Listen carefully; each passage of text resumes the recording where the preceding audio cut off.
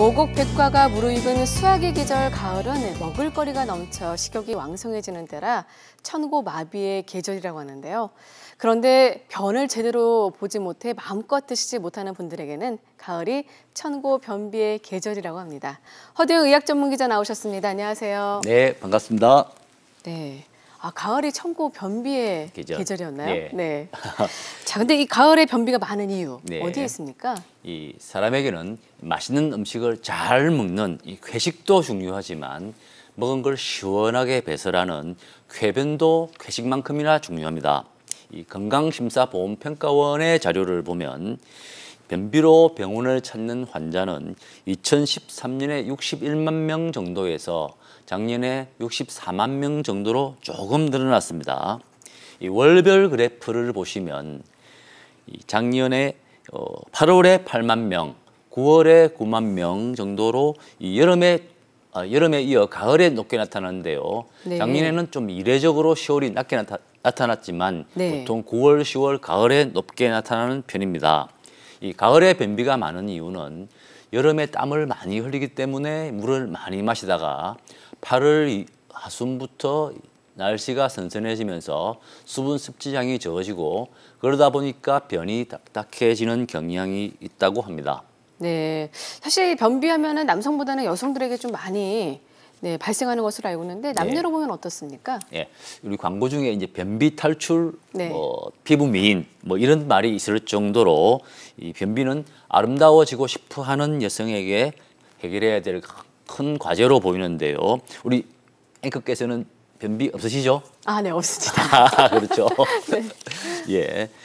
지금 파란 막대가 남성인가요? 예, 파란 막대가 남성, 검은 막대가 여성인데요.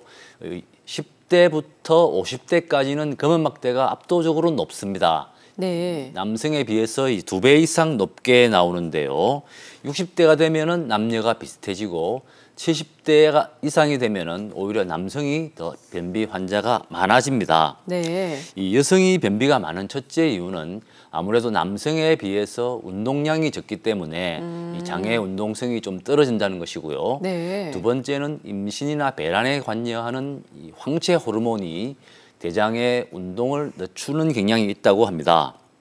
또 다이어트 같은 걸로 이 식사가 좀 불규칙해지면서 네.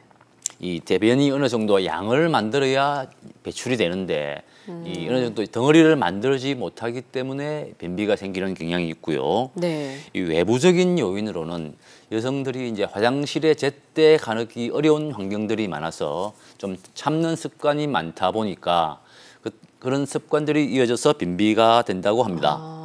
다양한 이제 원인들이 있는데 70대 이후부터는 근데 남녀 비율을 봤을 때는 남자가 훨씬 좀 많아지는 것 같아요. 네. 네.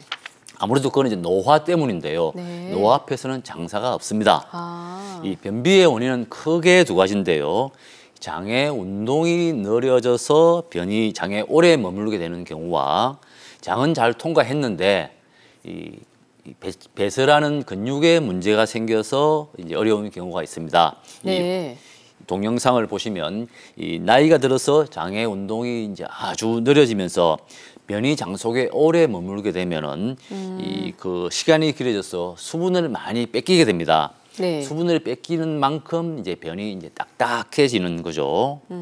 또 이 장을 이렇게 조이고 항문을 열고 조이는 근육이 있는데 그 골반 기저근이라는 근육에 문제가 생기면 아무래도 변을 제때 배설하기 어려운 경우가 되겠습니다. 네. 자, 지금 영상 만나봤는데요. 저 같은 경우는 사실은 약간 좀 변비가 느껴진다라고 생각이 되면 이렇게 식이섬유를 좀 많이 그렇죠. 먹거든요. 예. 섬유질 음식을 먹으려고 하고요. 정말 효과가 있을까요? 네, 변비는 이제 감기처럼 누구나 겪는 질환이기 때문에 쉽게 생각하는 경향이 있는데요. 이 작년에 대한소화기 기능성 질환 운동 학회가 조사한 자료를 보면은 응답자의 자그마치 92%가 이 섬유질 섭취로 변비를 해결할 수 있다. 이렇게 응답을 했는데 사실 섬유질이 많은 식단은 일부 환자에게는 도움이 되는데 전반적으로는 그렇지 않다고 합니다. 앞에서 설명드렸듯이 변비의 원인은 여러 가지인데요. 네. 이 대장의 운동 능력이 떨어지는 경우는 장의 운동을 자극해서 변비를 해결해야 되고요.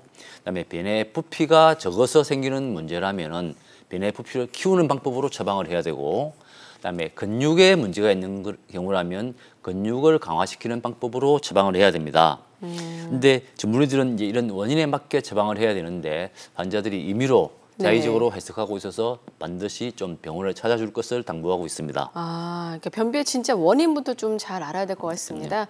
근데 사실 어떻습니까? 변비 하루에 한 번 안 가면 변비인가요? 예. 기준이 좀 애매한 것 그렇죠. 같아요. 많은 분들이 이제 매일 아침을 먹기 전에 네. 용변을 보는 것이 이제 건강의 척도다, 뭐 이렇게 생각하시는데 그게 좀 고정관념인 것 같습니다. 이 대한대장학문학회가 2,000명을 대상으로 조사한 자료를 보면은 응답자의 83%가 하루에 한 번 정도 용변을 보는 것이 건강하다고 답을 했는데, 사실 의사들의 답은 다릅니다. 사람들이 이제 먹는 음식의 양과 질이 다르기 때문에 매일 규칙적으로 용변을 볼 이유는 없다고 설명하는데요.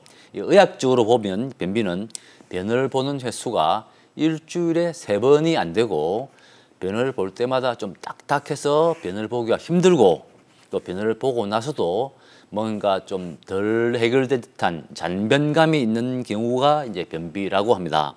그래서 이 매일 용변을 못 본다고 해서 스스로 변비라고 좀 오해를 해서 임의로 약국에 가서 변비약을 사서 먹거나 또는 관장을 하는 경우가 있는데, 이런 경우는 오히려 설사 같은 부작용을 일으킬 수 있기 때문에 좀 변비에 대해서 정확하게 이해할 필요가 있겠습니다.